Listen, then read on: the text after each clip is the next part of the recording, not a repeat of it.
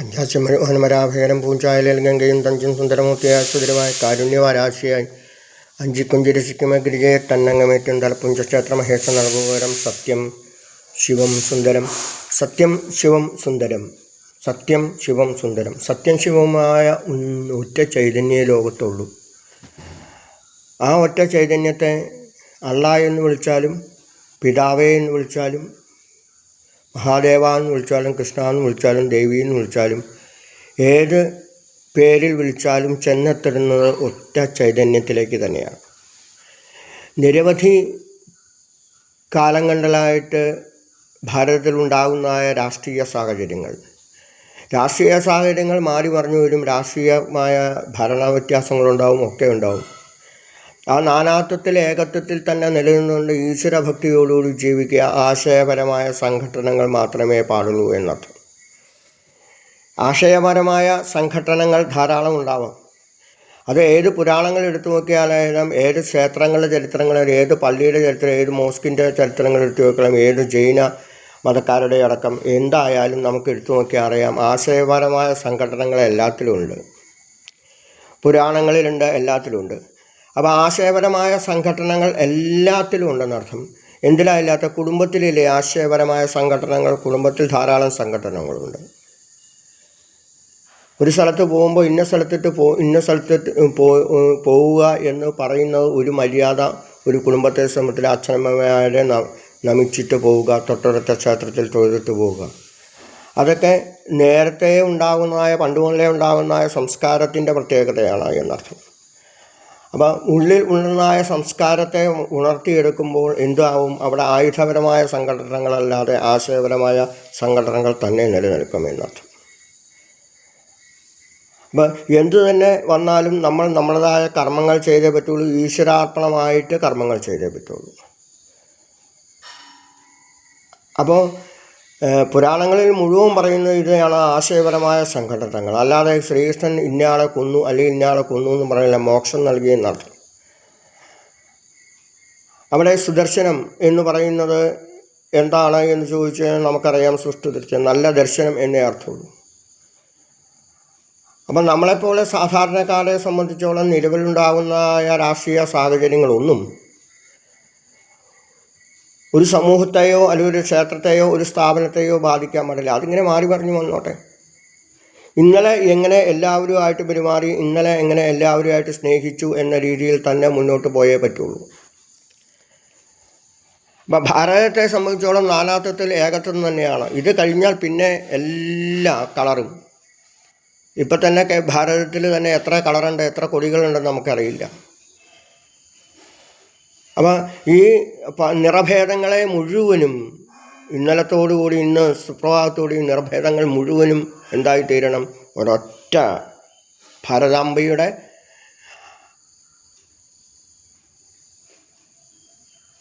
ചിത്രത്തിലേക്ക് നോക്കുമ്പോൾ നമുക്കറിയാം, ഭാരതാംബയുടെ ചിത്രത്തിലേക്ക് നോക്കുമ്പോൾ അറിയാം, ഭാരതം ഒറ്റക്കെട്ടായിട്ട്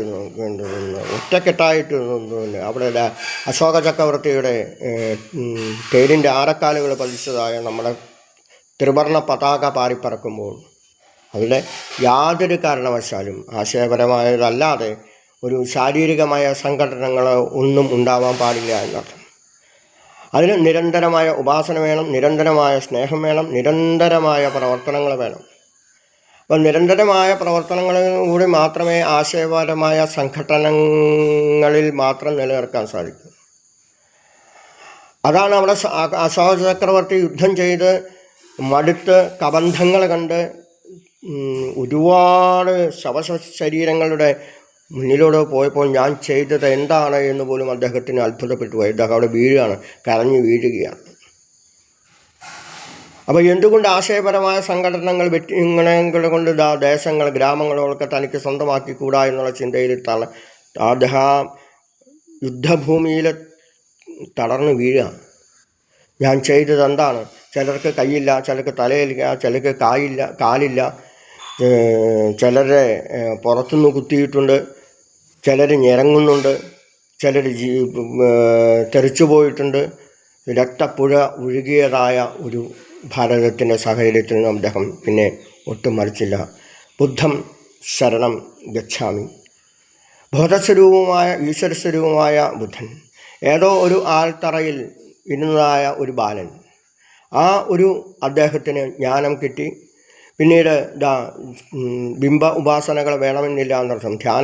ധ്യാനത്തിൽ ഇരുന്ന് ഒരൊറ്റ ചൈതന്യത്തിലേക്ക് ധ്യാനിക്കുമ്പോൾ അവിടെ ലോകം മുഴുവൻ ഒന്നായിട്ടിരുന്നു. ആൽത്തറയിൽ താഴെ ഇരുന്ന് അദ്ദേഹം പ്രാർത്ഥിക്കാനുള്ള കാരണം ലോകത്തെ ഒറ്റയും കടൽ ഓക്സിജൻ പുറത്തു വിടുന്ന ഒന്നാണ് ആല്. എപ്പോൾ നോക്കിയാലും ആലിൻ്റെ ഒരയിലെങ്കിലും അനങ്ങിക്കൊണ്ടിരിക്കുന്ന അർത്ഥം. അങ്ങനെ അനങ്ങിക്കൊണ്ടിരിക്കുന്ന എപ്പോൾ നോക്കിയാലും ആലിൻ്റെ ഒരയിലെങ്കിലും കാറ്റുണ്ടെങ്കിലും മഴയുണ്ടെങ്കിലും പാറ്റില്ലെങ്കിലും മഴയെങ്കിലും എപ്പോഴും 2-3 ഇലയെങ്കിലും ലോകത്തെ ഏറ്റവും കൂടുതൽ ഓക്സിജൻ പുറത്താണ് ആൽത്തറ.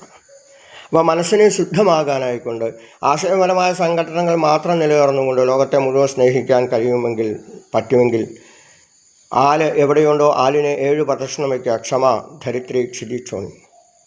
അപ്പം നമ്മൾ രാവിലെ എഴുന്നേറ്റ് ഭൂമിയിൽ തൊട്ട് വന്ദിക്കുന്നത് എന്താണ്?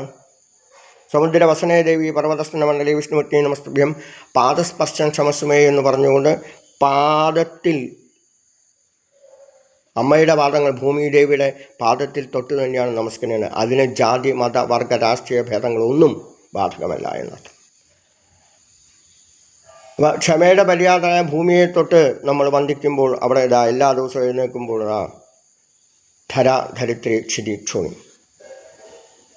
അപ്പം ക്ഷമയുടെ പര്യായമായ ഭൂമിദേവിയെ തൊട്ട് ഭൂമിദേവി നമ്മളെ അനുഗ്രഹിക്കുമ്പോൾ ലോകത്തിൻ്റെ നെറുകയിൽ ഭാരതം ഇന്നും വിരാജിച്ചിട്ടേ ഉള്ളൂ, ആര് ഭരിച്ചാൽ പോലും. അപ്പോൾ ആ നാനാത്വത്തിൽ ഏകത്വമുള്ള ലോകത്തിലെ ഓരോ ഒരു രാഷ്ട്രമാണ് ഭാരതം എന്നർത്ഥം. അപ്പോൾ ഭാരതമായിട്ട് ജനിച്ചു വീഴുന്ന ഓരോ രാഷ്ട്രീയ സാഹചര്യങ്ങളും ഓരോ രാഷ്ട്രീയ പ്രവർത്തകരും ഓരോ കുഞ്ഞുങ്ങളും രാഷ്ട്രീയം അമിതമായ രീതിയിലുള്ള ആഘോഷങ്ങളില്ലാതെ ഇന്ന് വെളുപ്പിനോടുകൂടി എല്ലാം കഴിഞ്ഞു. എല്ലാവരും ഇന്ന പാർട്ടിയെന്നോ ഒന്നുമില്ലാതെ എല്ലാവരും ഒരുമിച്ച് കെട്ടിപ്പിടിച്ച് ഭാരതത്തിൻ്റെ കെട്ടുടുപ്പിൽ മുന്നോട്ട് പോകാൻ സാധിക്കട്ടെ. ഞങ്ങളുടെ ഞാനും പ്രവർത്തിക്കുന്നതായ സിനിമാ പ്രവർത്തകരും ഒക്കെ ഒരുമിച്ച് കൂടി ഒരു മമ്മൂട്ടി മോഹൻലാലൊക്കെ രാജ്യസ്നേഹം കാണിക്കുന്ന സിനിമകളുണ്ട്. എൻ്റെ കൂട്ടുകാരൻ പറഞ്ഞു, തിരുമേനി നമ്മുടെ സിനിമാ പ്രവർത്തകർ ഒരുമിച്ച് പ്രവർത്തിച്ച ഒരു സിനിമ രാജ്യസ്നേഹത്തെ കാണിക്കുന്നതായ, അവിടെ അഭിനയിച്ചാൽ പോലും വിഭിന്ന ജാതിക്കാരാണ്, വിവിധ രാഷ്ട്രീയ ചിന്തകളുള്ളതാണ് എന്നർത്ഥം. പേട്രിയറ്റ് എന്നൊരു സിനിമ ഞങ്ങളുടെ സിനിമാ പ്രവർത്തകരെ കണ്ടു കഴിഞ്ഞ് പരമാവധി ആ സിനിമ കാണാൻ ശ്രമിക്കുക എന്നർത്ഥം. രാജ്യസ്നേഹത്തെയാണ്, നാനാത്വത്തിൽ ഏകത്വത്തെ കാണുന്നത്. അല്ലെ അഭിനയിച്ച് മുഴുവനും വിഭിന്ന ജാതിക്കാരാണ്, വിവിധ രാഷ്ട്രീയ ചിന്തകളാണ്. ഞങ്ങളുടെ മഹാരാജാസിൻ്റെ സ്വന്തമായ മമ്മൂട്ടിയാണെങ്കിലും അല്ലെങ്കിൽ പിന്നീടോ തിരുവനന്തപുരത്ത് ഞാൻ പഠിച്ചെടുത്തപ്പോൾ തിരുവനന്തപുരത്ത് വെച്ച് കാണാറുള്ളതായ മോഹൻലാലാണെങ്കിലും നിരവധി അവാർഡുകളിൽ രേവതി ആണെങ്കിലും അല്ലെങ്കിൽ ഫഹദ് ഫാസിലാണെങ്കിലും അല്ലെങ്കിൽ കുഞ്ചാക്കോ ബാബനായിട്ടും അതിൽ അഭിനയിക്കുന്ന ഒരു നിരവധി ജാതിമത വർഗ രാഷ്ട്രീയ ഭേദങ്ങളിൽ പെട്ടവർ തന്നെയാണ്. ഈ ലോക സിനിമയിൽ നമുക്ക് കാണുമ്പോൾ ഒരു പേട്രിയറ്റ്, ഒരു രേഖാചിത്രം നമ്മളുടെ മനസ്സിൽ ഉണ്ടാകട്ടെ. ആ പേട്രിയറ്റ് എന്ന സിനിമ കാണുക. ഞങ്ങളുടെ സിനിമാ പ്രവർത്തകർ ഞാൻ കണ്ടിട്ടില്ല, എൻ്റെ സിനിമാ പ്രവർത്തകർ ഞങ്ങൾ ഒരുമിച്ച് പ്രവർത്തിക്കുന്ന നിരവധി സിനിമകളിൽ ഞാൻ വർക്ക് ചെയ്തിട്ടുണ്ട്, ഇപ്പോഴും വർക്ക് ചെയ്യുകയാണ്. അവർ പറഞ്ഞു, തിരുമേനി ഈ സിനിമയൊന്ന് കാണണം. രാജ്യത്തിൻ്റെ കെട്ടുറപ്പിനെ കാണിക്കുന്ന, രാജ്യസ്നേഹത്തെ കാണിക്കുന്നതായ ഒരു സിനിമയെ പോലെ തന്നെ ആയിരിക്കണം നമ്മളർത്ഥം. ഒരു ഇലക്ഷൻ എന്ന് പറഞ്ഞാൽ ഒരു സിനിമ മാത്രമാണ്. ആ സിനിമ കണ്ടു കഴിഞ്ഞു, നമ്മൾ ആസ്വദിച്ചു കഴിഞ്ഞു. ആ ഇലക്ഷൻ്റേതായ എല്ലാ സ്പിരിറ്റും ആസ്വദിച്ചു കഴിഞ്ഞാൽ പിന്നെ ചെറിയ രീതിയിൽ ചർച്ചകൾ ആ സിനിമയെ പറ്റിയുള്ള അഭിപ്രായങ്ങൾ പറയുന്നത് പോലെ തന്നെ പേട്രിയറ്റ് എന്നൊരു സിനിമ പോലെ തന്നെ ആയി തീരട്ടെ. ഈ രേഖാചിത്രം നമ്മുടെ മനസ്സിൽ എന്നും നിലനിൽക്കണമെങ്കിൽ എന്തു ചെയ്യണം? നാനാത്തിൽ ഒരു യുദ്ധങ്ങളില്ലാതെ ആശയപരമായ സംഘടനകളെ മുന്നോട്ട് പോകാൻ സാധിക്കട്ടെ എന്ന് പ്രാർത്ഥിക്കുമ്പോൾ എല്ലാവർക്കും നന്മ വരാൻ സാധിക്കും. ഭാഗവതപ്രദീപൻ ചന്ദ്രന ഗോവിന്ദൻ മുതൽ ഗുരുനാഥൻ പാറമേക്കാവിൽ പ്രഭാഷണം നടത്തിക്കൊണ്ടിരിക്കുകയാണ്, കൊച്ചിൻ ദേവസ്വം ബോർഡിൻ്റെ അഭിമാനമായ. അപ്പോൾ ലോകത്തിൻ്റെ നെറുകയിൽ വിജയായിരിക്കുന്നതായ പുരാണങ്ങളിൽ നിന്ന് കടമെടുത്തുകൊണ്ട് ഗീതാ ഉപദേശം, ഗീതയൊക്കെ എടുത്തുകൊണ്ട് യഥായഥാഹി ധർമ്മസ്യ ഗ്ലാനിർ ഭവതി ഭാരത അഭ്യുത്ഥാനം ധർമ്മസ്യ തദാത്മാനം സൃജാമ്യഹം പരിത്രാണായ സാധൂനാം വിനാശായ ദുഷ്കൃതാം ധർമ്മ സംസ്ഥാപനാർത്ഥായ സംഭവാമി യുഗേ യുഗേ. ധർമ്മ സംസ്ഥാപനത്തിനായിക്കൊണ്ട് യുഗയുഗങ്ങളിലായിട്ട് ഓരോ ജന്മങ്ങളുണ്ടായിരിക്കുന്നു. അതിന് പ്രത്യേക പേരുകളില്ല. ഗാന്ധിജി നൽകിയതായ സ്വാതന്ത്ര്യം അഹിംസ തന്നെ മുന്നോട്ട് പോകട്ടെ എന്ന് പ്രാർത്ഥിച്ചു. അഹിംസ സത്യമസ്തേയം യാവത് അർത്ഥപരിഗ്രഹ എന്ന് വേദങ്ങളിൽ നിന്നെടുത്തിരിക്കുന്നതായ ചിന്തകളെ ഗാന്ധിജി സ്വീകരിച്ചിട്ടുണ്ടെങ്കിൽ നഗ്നനായ ഫക്കീറിൻ്റെ പാത പിന്തുടർന്ന് അഹിംസ തന്നെ ആണ് വിജയിക്കുകയുള്ളൂ എന്നുള്ള സത്യത്തെ തിരിച്ചറിയുക.